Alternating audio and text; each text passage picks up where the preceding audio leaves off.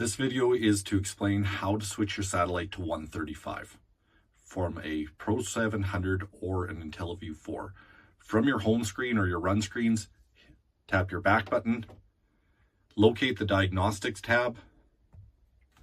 In Diagnostics, scroll across the bottom until you find RDI. In RDI, what we want to do is use the arrows across the bottom to go in and switch it. So hit your right arrow twice. You'll get to configuration, hit your down arrow once. In configuration, hit your right arrow once again. You're going to get to DGPS config. Press the down button.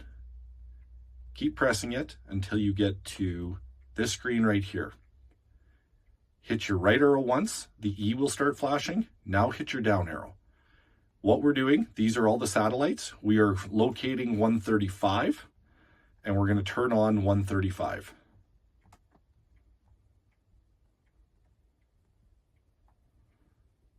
So 135 is disabled. We're going to hit our right arrow. We're going to hit our down arrow until we get to heat health. Now we're going to hit our left arrow. So the 5's flashing again. Hit your down arrow.